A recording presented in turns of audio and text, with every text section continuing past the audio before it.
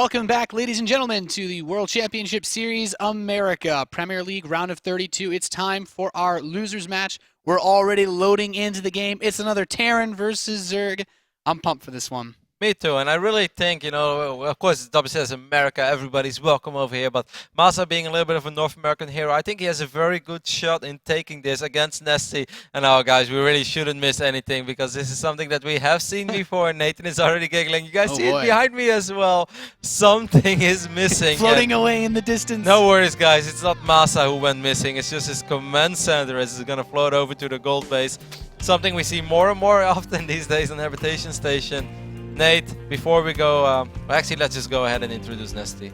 Sure. In the top right position, our red Zerg player. He's going to look for his opponent in the gold base and find him with that Overlord. Even his drone he's moving out. It is NesTea.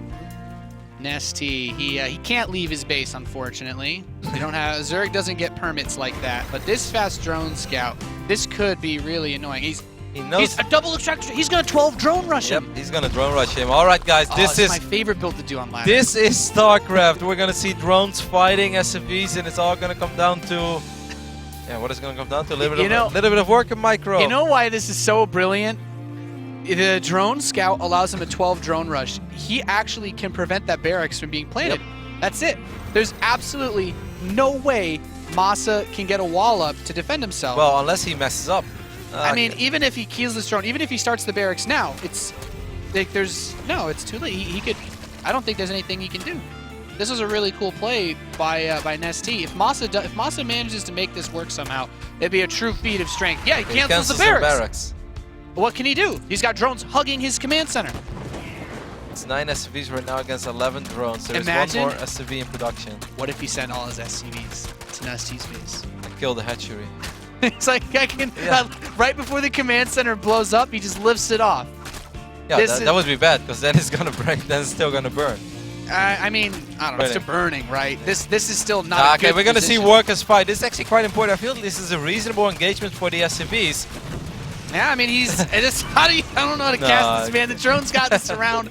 Drones regenerate health. If they want to do this dance, they want to, yodel around the command center. Those drones will regenerate their health, and the SCVs are going to repair each other. But I had a hard time calling that fight as well. Not every day do I cast drones fighting SCVs. I've seen a lot of liftoff games. I haven't seen this one yet.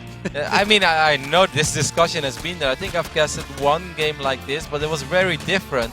Because then the Rex was at least able to go down, so you saw 1 or 2 Marines being produced. Most of the time when I lift the gold and they drone scout, they go for a really fast pool. But like I've actually never seen a Zerg just 12 drone rush as a response. Like, MaSa can't really do anything, right? I think this might actually be, if you drone scout in Habitation Station, I do not think there should be he's going to try to fight one of these drones that's lost.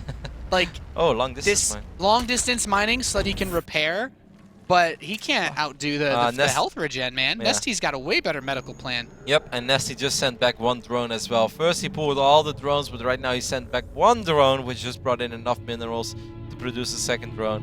MaSa, there's no way around this. You're gonna have to fight these 7 drones one way or the other. It's like with 5 SCVs. The ultimate when cheese fails right here. Do you think it would have been maybe smarter for MaSa, trying to save some minerals instead of producing that less SCV, save some minerals and then repair during the fight? Is that an option? Repair is You need every SCV attacking that you can get. I think MaSa is dead from the moment the 2 extractors got planted. This is like, what are we looking at, really? This is like the next level meta in this, no, you cannot drop the Rex if I 10 scout. Yeah, you read it, threat. There is no possible way to have your wall up in time for this. Yeah, I want to bump up the threat again. There's the new counter to the official counter of the last 3 counters to the liftoff. This is it. Who said there is no meta evolving right now? He's got 3 drones mining back home now as well. Yeah. So that's gonna be it. MaSa just keeps flying around his command center, but I don't really understand why. I guess he's gonna lose one of the SCVs and get trapped, and that might just be the cue to tap out. GG is called, and NesTea will win game number 1 on Habitation Station in rather exceptional fashion. That was. I don't have words. I don't have words for that game. And it's so sad as well. MaSa has not been supply capped throughout this entire game. 0 times supply cap. 0 seconds shows on the screen. So normally you could say he played a perfect game, but He that's probably he played a mechanically perfect game. that's better than his season average. That's for sure. You know, for a liftoff game, his command center spent more time on the ground than I think, more time in the air than I think it did on the ground overall that game as well. Yeah, for the idea was kind of cute, trying to like just fly that command center around and then somehow, you know, mine some minerals somewhere with your SUVs, then bring it back so you can produce another SUV. But NesTea simply had a few too many drones, and drones regenerate, like Nathan said very well. So in a straight up attack war move, they will always win because it takes one more hit for an SUV to kill a drone. Of course, SUVs can theoretically repair themselves, but I think like in a perfect location, like if they would fight on a fight line, then like only, let's say, 5 units at a time can attack, then having a few SUVs behind it to repair, if it's that in would be sick. if it's in some kind of choke point, yeah. Like the SUVs have 5 more health, Yeah. the drones will regenerate 5 health. So But repair is very quick. Yeah, Like, repair hails much faster than that, but it's, you know, it removes one SUV that's fighting. So if you could somehow fight him in a mineral point choke Yeah. line, I don't know that it's very common for us to discuss the intricacies of I think this worker combat. This is actually fascinating, Nate. What are you talking about? I want to try this right now. I think you're the one that's going too deep on this metagame here today, Ronnie. Well, yesterday you went way too deep. Today I got too deep. You know, it You happens. know, it's Switch just how roles. it is. Game number 2 is going to be played on surprise, surprise, surprise. Surprise! It's going to be played on Frost. So we're just gonna go ahead and jump Frost. into game as soon as our players are ready. NesTea versus MaSa. You know, before you know it, if you just walked away, if you just went out with your dog and you came back and you're like, what? This is actually game 2. Did I just miss game 1? Yes, you did. Standard SUV stuff on Habitation Station. Game 2 is going to be a little more normal. I'm sure of that. As MaSa, as we can see already behind me, is going to be our blue Terran spawning. You guys can see that as well. You can even see the minimap. You know, we might as well just cast a game like this. Yeah. They are so ready for this. This is next level StarCraft casting, Nate. Yes, it is. You know how they used to say it's all about the casts as well. In that case, that really does. That really does get it. Of course, MaSa is our blue Terran spawning in the left top side of the map, representing Root for Root. I don't think he has actually ever gone to the Root Gaming House in San Francisco, has he? No, I don't think he's ever been there. Yeah, no, he pretty much always stays in Canada. He loves Canada so much that he's like, there's no way I'm going anywhere else other than Canada. Yeah, Canada's where the SUVs don't need money to repair themselves, huh? His opponent in the bottom right, it is NesTea, who's up 1-0 in this best of 3. Of course, this does make this potential match point for MaSa. If he loses this map, he'll be knocked out of WCS. Of course, one really important thing to keep in mind is that if you make it to the round of 16, you're guaranteed to be in Premier League for the next season. But if you're eliminated now, you got to requalify all over again. I'm still smiling. That was a very good joke, Nate. Try, man. In Canada. If that last map would have been played on the Canadian border, then MaSa would have like sent it. Move the servers to Canada.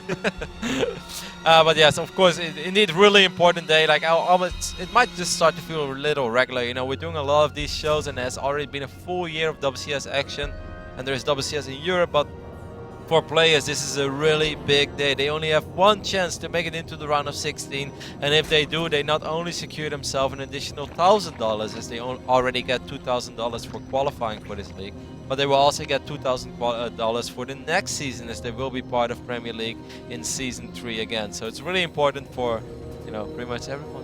Yeah, there's a lot of money at stake. And of course WCS points as well. If you make it out of your group, you get an additional 100 WCS points, and 100 WCS points might not get you to BlizzCon, but if you have a good year, it might make the difference between making it to BlizzCon or not in the long run. Yeah, I think we learned our lesson with that with Revival last year. The most ironic thing is that like Revival forfeited his group stage games in WCS America Season 3 because he felt like it wouldn't make a difference. Yeah, he forfeited anymore. his Challenger games. Yeah, and then suddenly it's like, no, Revival, you can actually earn WCS points in Challenger. So then he still won his... no, he forfeited the bracket stage, but he still won the group stage, because last year we were using a different system.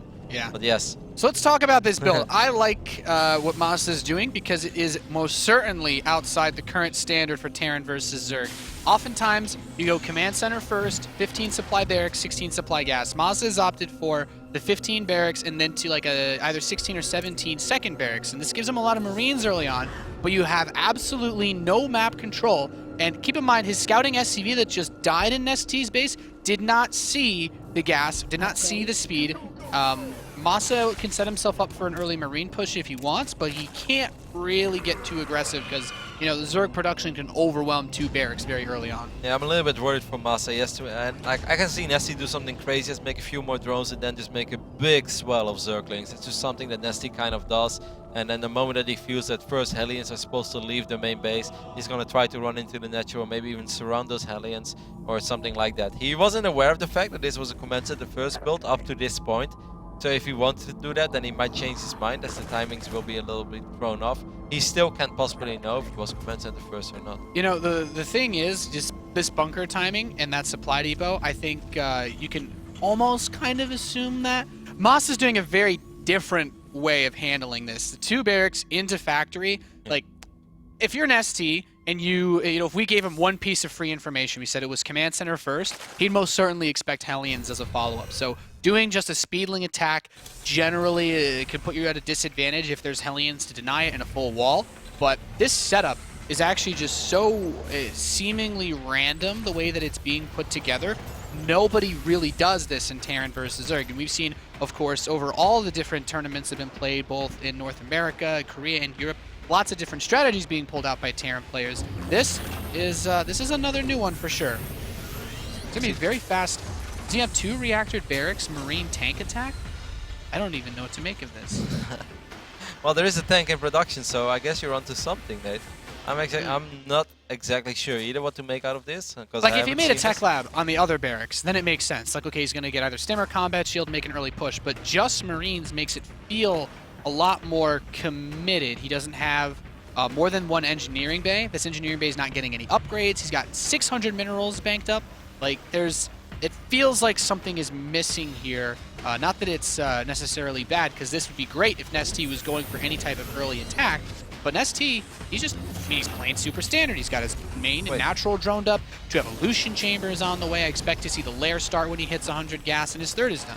Well, MaSa switched things up. He just made a single siege tank, and after that he's going into Hellion. So do you think he was perhaps just worried? Like, NesTea has definitely been playing quite cheesy in his WCS America games over the last 2, and I'm almost tempted to say even 3 seasons. Like, for 3 seasons in a row, at least once a day NesTea did something very crazy, something very cheesy.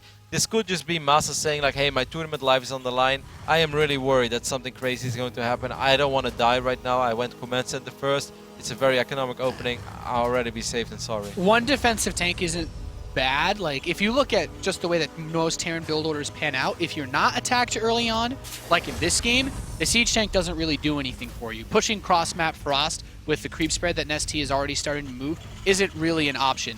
Now, what is interesting is how fast that Armory came along. We're going to see some Hellbat drops off 2 bases. I don't think this should be effective, but because MaSa's going into bio, if he can force out a roach response with those Hellions, it could give him a weird timing to hit with some Marines and Marauders. What is actually kind of a problem, though, is NesTea's drone count. NesTea's already up to 72 workers. Yeah. And, you know, you might think, like, this shouldn't have slowed MaSa down that much, but for some reason, I guess it kind of did. It's not like he even has a 3rd command set that we could say, like, at least he has triple Mu and he's going to be able to float over that command set soon. The only thing that MaSa is going for himself right now is this massive army supply advantage. Bailing Nest halfway down. NesTea, if he shuts this down without losing drones, he's going to straight up win this game. I think he's going to take this series. But if he doesn't, like, Stim is ready, Combat Shield is not ready, right? No. There's not going to be Combat Shield, but there is at least 1 medevac. NesTea needs to morph as many Banelings as soon as he possibly can. And then if he rolls over this army 1 time, he's in a very, very good position. This is actually a pretty wild attack. This is the kind of thing where if that the proposed balance change went in, you could just turn all those 4 Hellions into Hellbats to be a lot more powerful. And this is scary, but even when he kills the creep tumors, there's still a long time it takes for all that creep to go away, and I still think that gives the Banelings enough speed to get close. So he comes in, he's moving them up, the Marines are going to step behind everything else, but still just 1 Baneling connects on those no combat shield Marines, and this push is completely stopped. Oh, and I'm very worried right now for MaSa. He's still down 16 workers. He saves one of his Hellbats. Shield drop over there by the Marauder, soaking up 3 or 4 Banelings, but NesTea is so incredibly rich right now that doesn't even hurt him that much, as long as he doesn't lose workers, he's more than fine. He's got mutas on the way. Like, what more does he need? That one medevac, it's kind of cute to see it dance against those Zerglings, but, you know, the Hellbat finally dies. He's rebuilding his Banelings. Did he get Banelings speed yet? No, so that could be a potential disadvantage later on. However, with the creep, is still a manageable situation. He's getting his 4th base together. The 3rd is just now planning for MaSa at the 12-minute mark. Yeah, there's nothing over here for MaSa to defend this. He has 10 Marines. Yeah, exactly. He's going to have to worry about these Zerglings running in here. He's going to have to put those in a good position. There's Overlord is dropping creep over here as well. I'm not sure why he's doing that. It's going to make those Zerglings a little quicker. MaSa forced to abandon these SCVs over here. Is going to take a little bit of economic damage. That tank even dealing some friendly fire. Yeah, you know, the lack of scouting, the lack of early game information for MaSa just made it put things in such a weird position. Those Banelings getting dangerously close to that mineral line, but they will now retreat. Of course, without the speed, this could be a nice pickup. Try to grab some of these. Where are the Mutalisks is what I'd like to know. They're making their way across the map right now. I think these Banelings are going to turn around immediately. MaSa is paying attention though. Most of these Banelings soaking up or exploding on that Marauder, so this is actually going reasonably well for MaSa, but he's still going to have to pick up those Marines and leave. The problem is in Terran versus Zerg, once the momentum shifts like this heavily into the Zerg player's favor, it's very difficult to put on any type of harass. The Mutalisks, like this Overlord spread, for example, he can see pretty much any area on this map where medevac could fly by. The Mutas and Zerglings attack that. He doesn't need to attack MaSa because he's ahead. He'll max out faster, then he can start going into either Ultralisks, he can get his Hive upgrades. The only thing I can see right now that I like for MaSa is that his +2 attack is going to be done way before any Carapace upgrades, but he still can't really attack to get any use out of that. I still have faith in MaSa's late game TVC though. I think the best game that I casted last season in the round of 32 of WCS America was MaSa against the Zerg player, and I kind of forgot who it was. It could have been Tutming. I actually think it was Tutming, and I think they had the same spawning locations as well. I think MaSa was in the left top, and Tutming was in the right bottom side of this map. And it was absolutely fantastic, like 45-50 minutes back and forth action. In the end, I think MaSa did lose, at least he lost the series, but he played one hell of a game, and like I think every StarCraft fan who watched the game was just like, wow, what a game that was. That was really fun. So MaSa right now with his supply climbing and climbing, I think eventually he might be able to make something happen. This is a weirdly nice timing as all these Banelings are in production. He's got Siege Tanks going in the back. He's just fighting against Purelings. You're not going to get a better fight than this, MaSa. His +2 attack is done. He's shoot up a lot of these Zerglings. There's now a Thor with this army. Just one Siege Tank left. I think the biggest mistake that NesTea could make is taking a fight off creep, and even that, he still has a very strong force, but his +2 upgrades aren't complete yet. I don't see a reason for him to be this out there on the map. Just defend, maybe even take another base at this point. He's getting his infestation pit, so we know that he wants to eventually get a hive and some upgrades, but being this aggressive, the most he can do is bleed off units and allow MaSa to fight his way back into this game. 4th command center going down over here for MaSa as well on the north side. NesTea is starting to gear up something over here though on the north side with all of these Zerglings and these Banelings. He's going to try to roll in, but excellent SimCity here from MaSa. There are like 19 Mutalisks on the map, so I think that should be enough to at least be reasonably annoying. These Banelings looking to connect with a lot of SCVs. This is actually a commitment over here for NesTea. All of these Banelings are going to fall. He has to be careful that he doesn't overcommit. Yeah, this is a huge investment, and I'm really scared to see if NesTea's Mutalisks had gotten trapped. This could have completely shifted the momentum of this game. He denied a lot of mining, he killed some workers, but you know, those Banelings didn't get the connections on those SCVs that they wanted, and despite any losses, this actually went a lot better for MaSa than I feel like it should have gone when you look at all those units getting into the mineral line. So, not terrible, but he is he going to get that 4th command center still, is it still building? Yeah, okay, it's over here. So if he gets the 4th base, anything is possible, I guess. A lot of reinforcements on the map already for NesTea. He spent pretty much his entire bank. Upgrades are not that fantastic for him though. He does have 1-2, but +2 is a little bit late. I mean, they're kind of even. They just like reverse in upgrades. NesTea's going to try to make another attack. I really don't think, especially off creep, like you mentioned before, that he can just like roll in and kill MaSa. It's just not going to happen. If he gets his engineering bay though, it's getting quite close. A lot of these SCVs are going to fall. Is +3 going to get cancelled? Yes, it will. Now that is one hell of a pickoff for NesTea. That, if MaSa wanted to win this game, he needs to keep the momentum in his favor, and that is one of the things that can be a real momentum killer, as this huge force is just going to go right into his natural. If he can get on top of the Terran production, he can pretty much just smite MaSa now, picking off a lot of these Marines. The Banelings go through a tight choke point, but there's just not enough actual forces here. The depot's not even raised to to eat up a few of those banelings. He's on the production. He's going to camp absolutely all of the production of MaSa, who's now stimming his whole army to run back. And guess what? These Mutalisks can just fly outside the north end of MaSa's base. An absolutely fantastic amount of damage done by NesTea, and there's nothing in the third base to defend either. He's going to go straight for these SCVs, starting hatcheries in both the other opposite corners of the map. He's saying, even if you could kill my whole base, you still have to go to the farthest reaches of Frost to find me before I kill all of your buildings. Yeah, I think that's what MaSa is indeed going to try to hope to achieve over here. He's just going to run across the map. He does have a lot of Marines, but that's pretty much the only thing. But NesTea's macro, he's showing some brilliance of the old school NesTea. He's maxed out again. He still has money in the bank as well, and he also already has a lot of banelings ready again. MaSa, when he moved his entire army south the first time, he was completely unaware of all these Zerglings and banelings being over here on the left side of the map. And you know, army supply, actually MaSa is pretty far ahead. It's 143 against 119. I figured it was going to be close, but NesTea has the ability to make so many banelings, and how ironic is that? NesTea having that ability. Well, going in off creep, this is MaSa's best chance to get a somewhat decent engagement. Needs to split though, those Marines so clumped up, and the Thor eats a ton of those banelings. MaSa couldn't have really hoped for more than that, but still, this Mutalisk Cloud running in and actually taking quite a bit of damage from these forces. MaSa never managed to make it past 2-2, but neither has NesTea. However, he still kept MaSa so low on resources. It doesn't matter how poorly NesTea trades, because he's got almost 3,000 minerals in the bank. He's got plenty of gas income, 60 links on the production tab, and I mean, how is MaSa ever going to hope to leave his base if this Mutalisk count stays so high? He can't possibly leave, and he can't really step on creep either. The baneling count is pretty high in any given moment in this game. NesTea has actually played a pretty brilliant CVT over here. He definitely played greedy for a while, but I also felt it was controlled greed because he opened up with speed link, so he had map control. He knew there wasn't really anything to worry about.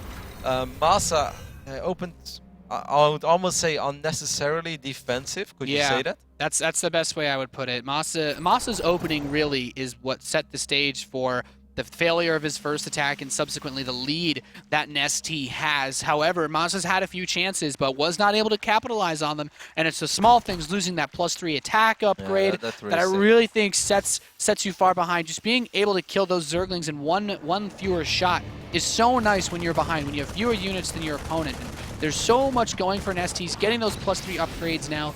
And, you know, even with siege tanks, trying to push across the map with siege tanks is just, you know, it's a fool's game. There's a reason why they're not super popular anymore, just Marines. And NesTea's going to roll in once again. The Banelings smashing through a lot of the tanks. The Marines have split somewhat well, but there's enough Banelings to still overrun a lot of these forces. The Mutalisk is going to try to finish this, and MaSa's doing a great job holding on, don't get me wrong. There's just not enough resources in the bases that he has to move beyond this. At the start of the day, we were talking about the yellow submarines a little bit, though, and then, of course, referring to the mules. Do you believe in the power of the mule, Nate? I mean, I don't think there's a single Terran who doesn't pray to the mule every night, but this might be one of the hardest tasks he's ever been given. The only good scenario for MaSa is if NesTea gives him some time. Then again, his army supply is going to be a lot bigger. But NesTea, with an insane amount of money in the bank, he also made the accidental one swarm host. Don't worry, guys, we're not going to see a whole lot of them. It's just a single swarm host that's going to try to make his impact on this world. He's the runt of the litter. Yeah, he's never meant to be. He's like, guys, I can be a really fun unit, okay? let me roll with the banelings. You have no place here. Let me roll with the banelings. I show them what's fun. Like, I can soak up some shots, something like that. These banelings are going to try to connect with a lot of the Marines over here. MaSa forcing... being forced to run back over here. He's doing a good job. Again, trying to keep as many Marines alive as possible, but NesTea is just so incredibly rich. He is maxed out on any given moment in this game. 4,000 minerals in the bank, 1,200 gas in the bank. We got a couple of medevacs as well. Free farm, as you would like to call it, Nate. These meters are trapped now a little bit. A couple of them will fall, like 4 or 5. But it's impressive that MaSa isn't completely dead yet. The supply, you know, looks very dire for him, but the army supply is only about, you know, 10, 20 apart from each other at any given point. He is, you know, as you put it, right in the yellow submarine back to a max out, but there's still a very long way for him to go when there's so many bases that NesTea can freely take at this point. His income will never really slow down, but MaSa is just, you know, trying to just hop from base to base, and these Banelings get a couple of good shots, and MaSa taps out. GG, NesTea is going to move on to play against Crank in the final match of the night. Yep, which is going to be a rematch, as of course NesTea and Crank have played against each other earlier tonight. Solid game by NesTea, funny series as well. That first game, of course, being an SCV or being a drone pour against the SCV liftoff. Now the second game on Frost is being a little weird. Like, it's not really what I expect from the series. I really believed in MaSa's chances. I've seen MaSa play some of the most spectacular TVZ that I've seen from any North American. But unfortunately today was not really his day. He did take a map of Bomber though. Yeah, those the map up Bomber is nice, but those games, right? The opening in game 2, not standard, not used by really anybody else. I can see why he would do it if he thought NesTea would get aggressive versus him. It would give him almost a free win versus any type of fast baneling attack. Yeah. But having the free loss on Habitation Station was really, really rough. And NesTea showing us that he can still macro like the best. He's managed to maintain a consistently high supply, hitting those injects, and really not being harassed at all. He stopped the only push that MaSa really ever made onto his half of the map. I couldn't agree more. I really think that's what's going on over here. Otherwise, I couldn't explain the opening myself either. I think that he went over a couple of games that NesTea has played, and like I said before, in the last 2, but especially even in the last 3 seasons, NesTea has always done something crazy in at least one of his games, sometimes multiple times in a row in a WCS America Premier League day. Maybe MaSa is just like, hey, my tournament life is on the line. I'm down 0-1 already in this series. I'm going to go command center first, which is economic, but I want to make sure that I won't die against something silly. And he also had this unique follow-up, so maybe this was a build specifically against NesTea in case NesTea would do something that NesTea has done, but unfortunately NesTea didn't do it. And MaSa kind of put himself behind that first attack. If he knew what we know, and he could have seen the timing of the baning nest, and he could have seen those banelings morph, then he can always say, just run, like, don't even bother with the crypto mines, just run towards that base immediately, put your helmets in a good position and protect your marines behind it. Then he could have probably done some economic damage and the game would have been even. But as a Terran player, you always have to be careful when you step on creep, and just by being careful, you give the Zerg player time to morph the banelings. Yeah, cross spawn Frost as well, just from a Terran perspective. Probably one of the worst spawns you can get on any of the current maps, maybe long spawns way stations. So MaSa, not really a lot going for him, unfortunately. So we've got one more series tonight, Protoss versus Zerg. NesTea and Crank's last chances to get out. NesTea, have we seen really any round of 16 appearances from him here? I don't think so. He made it one time to the NHL studio, and he also made it in WCS America Premier League Season 1 in 2013. I think it was 2013 Season 1 and Season 2 that he made it. I don't think he was there in Season 3, and he wasn't there for Season 1 either. Either way, we're going to figure that out after our final commercial break of the day. So guys, stay tuned. Hopefully you're enjoying all the StarCraft action here, brought to you by the ESL and of course by Blizzard as well. Stay tuned, and we'll be right back.